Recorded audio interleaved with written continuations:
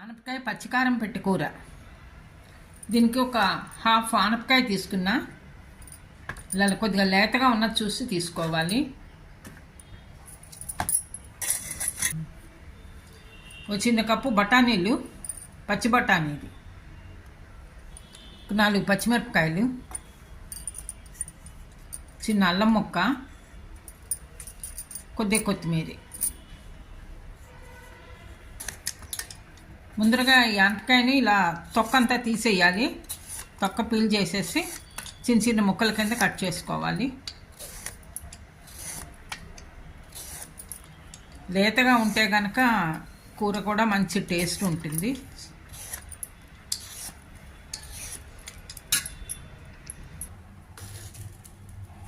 ఈ విధంగా చిన్నగా ముక్కలన్నీ కట్ చేశాను ఆనపకాయ.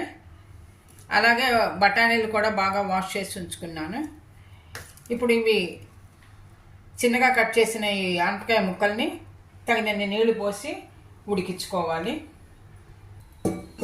మరి ఎక్కువ నీళ్లు పోయొద్దు, తగినన్ని నీళ్లు పోస్తే చాలు. ఇది ఎందుకంటే లేతగా ఉంది, చాలా తొందరగా ఉడికిపోతుంది. సరిపోతాయండి ఈ నీళ్లు.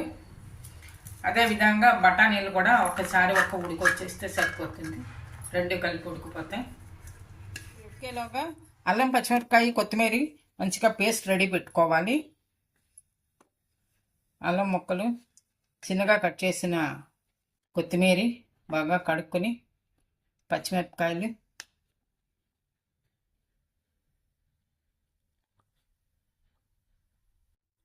ఆనపకాయ ముక్కలు ఉడికాయి. వాటర్ కూడా నేను పోసింది కరెక్ట్గా సరిపోయింది. ఇప్పుడు ఇది వేరే ప్లేట్లోకి తీసుకోవాలి. కూరకు పోపు వేయించుకోవాలి.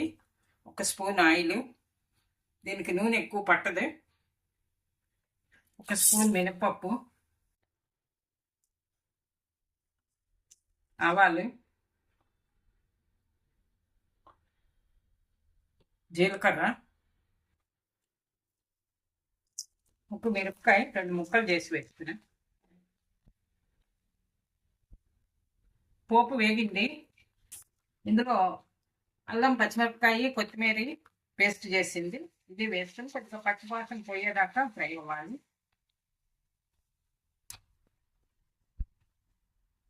ఇందులోనే ముందరగా ఉడికించి పెట్టిన ఆనపకాయ ముక్కలు, పచ్చి బఠానీ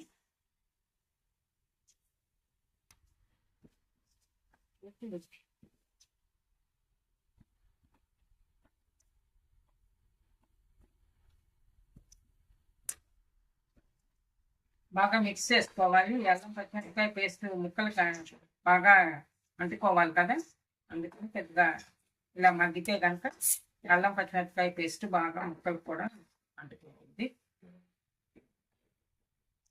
తగినంత ఉప్పు,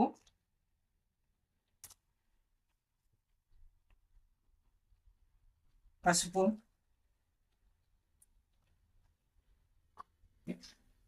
చాలా సింపుల్గా ఈజీగా చేసేసుకోవచ్చు ఈ కూర.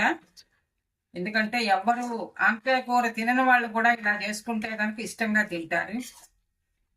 మా ఛానల్ కనుక ఫస్ట్ టైం చూసే వాళ్ళు అయితే సబ్స్క్రైబ్ చేయండి. సబ్స్క్రైబ్ చేస్తే కనుక కొత్త కొత్త వీడియోలన్నీ మీకు వస్తూ ఉంటాయి, నోటిఫికేషన్స్ వస్తాయి.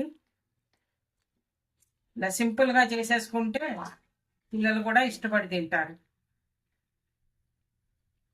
మంచి కలర్ఫుల్గా కూడా ఉంటుంది, గ్రీన్గా కూర అంతాను.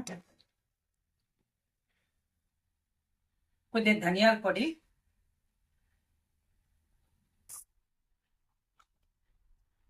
అలాగే కొద్దిగా జీరా పొడి, కొద్దిగా కారం. కారం చూసి వేసుకోవాలి. ఆల్రెడీ పచ్చిమిరపకాయలు మిక్సీ చేసి వేసాం కదా, చూసి వేసుకోవాలి. కచ్చపచ్చగా చేసిన పల్లీల పొడి, వేయించి పల్లీలు పొడి చేశాను. ఆ పొడి 2 స్పూన్లు వేస్తున్నా. వేస్తే కనుక మంచి టేస్టీగా ఉంటుంది కూర. మిక్స్ చేసుకోవాలి.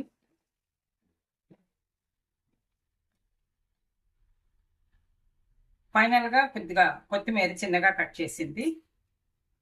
కూర రెడీ అయింది. ఇది మనం సర్వింగ్ బౌల్లో తీసుకోవచ్చు.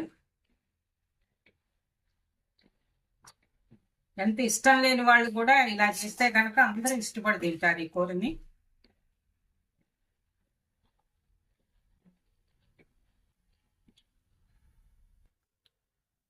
టేస్టీ అల్లం పచ్చిమిరపకాయ పెట్టిన ఆనపకాయ కర్రీ. ఇది మీరు కూడా ట్రై చేసి చూడండి.